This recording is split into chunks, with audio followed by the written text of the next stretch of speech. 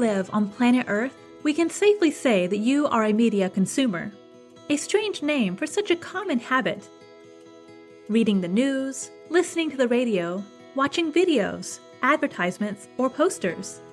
In the digital age, the amount of information consumed has multiplied. In addition to traditional vehicles such as television, we increasingly use media such as social networks, games, and apps. Look around you, right where you are sitting, and see how technology and information have surrounded our lives. Everywhere, something connects us to what is happening near or far from us in every corner of the planet. All these communication functions are also known as media. To enjoy the benefits of this fantastic universe every day, we discover new features, things we learn to navigate in this new world full of possibilities. Of course, it's not all perfect. Along with the advantages, there are also problems, and for that, we have media and information literacy. How do we find the information we need, research reliable sources, make good use of the networks, know how to protect ourselves from malicious people and all kinds of evil intentions, and act with respect and ethics in these spaces? How can we know how to do it correctly? Expressing ourselves as consumers, critics, and producers of trusted content.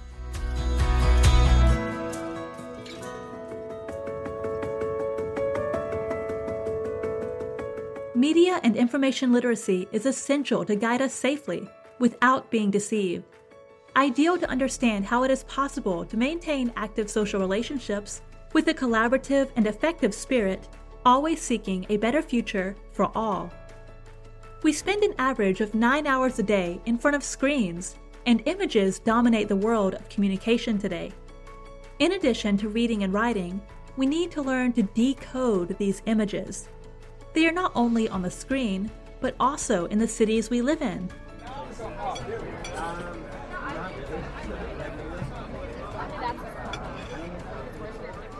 Media literacy goes beyond film production. It challenges traditional literacy strategies. It means that we need to know how to read, interpret, and be critical of the images that surround us and convey messages. Will schools be up to the task? It is not enough to give access to Wi-Fi, have computers and cell phones, if you do not have the preparation to use it all correctly. Media and information literacy promotes the transformation of information into knowledge. It helps people to participate actively in society with responsibility and to exercise their freedom of expression. Understand your limits and those of others.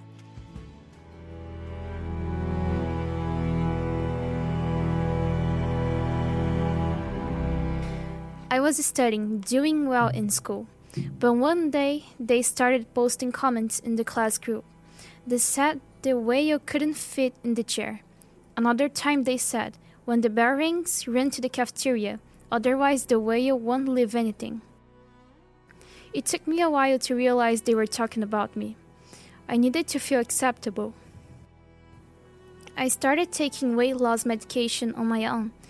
I went on diets that claimed to be miraculous. Nothing worked. I treated my body badly in order to please myself. Today I struggle with other health problems. The consequences of everything I went through were and still are very bad. In this series of podcasts, you will have access to much more than a course. Let's learn how the world's most diverse tribes use the media.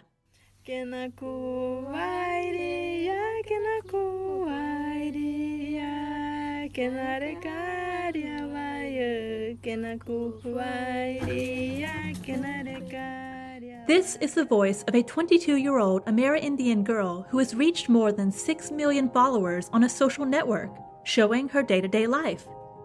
Kunhaparenga lives in a village deep in the Amazon. She daily shows her food culture, which includes eating insects, face painting, feather necklaces, and her inseparable cell phone, with which she connects to the internet in the middle of the jungle.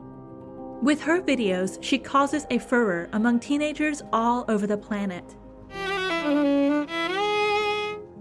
I was just one of the millions of anonymous TikTok users until one day I recorded a video of me eating a type of larva that is common in the diet of my people.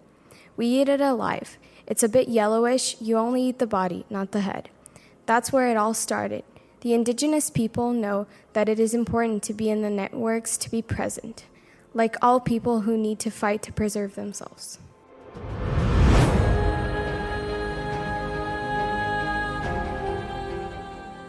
The quality of the information we consume, the hyperconnected society, cyberculture, and disinformation are topics that have been researched by the intellectual and scientific communities for many decades, but today they are at their peak. The interest in science and the truths and lies that orbit this universe made a high school teacher see one more opportunity to learn. They created Hoaxbusters to identify the veracity of each piece of news analyzed. Science was just the starting point for his class to discover the importance of taking a fresh look at the news out there.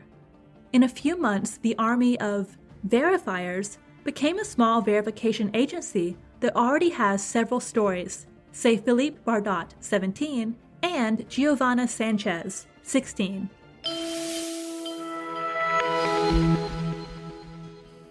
Some pieces of news are old. When we check the dates and times, we see that there are people posting links from 2013, for example. Thinking about how the world has advanced with the media and its use in elections, it is important that we know how to verify information and share it only after seeing the full content, not just for the headlines.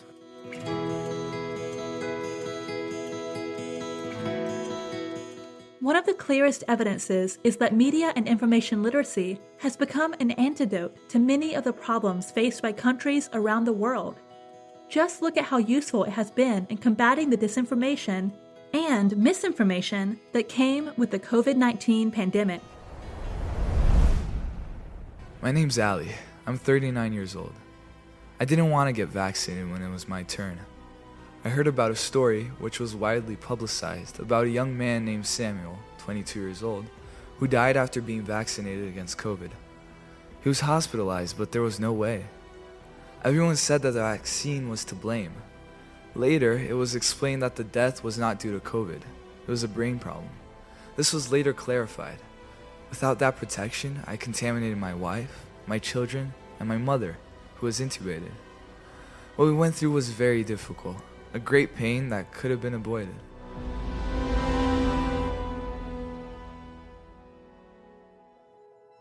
Disinformation is just one part of what we are currently experiencing. It is important that people can cross borders and boundaries to stand up for values such as tolerance and social inclusion, and challenge stereotypes such as racism in different cultures. The media facilitates this with easy and quick access and communication. All this is not only an obligation of schools. Families, media, and public and private spaces must also be involved. Media education should be for everyone, as it helps us to simplify this world that is so difficult to understand.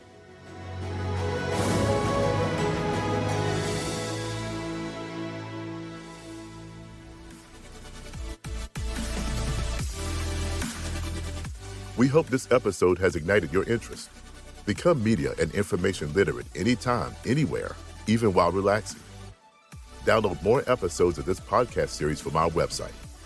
Find out more about how UNESCO works with governments, individuals, and communities to foster media and information literacy by visiting our website.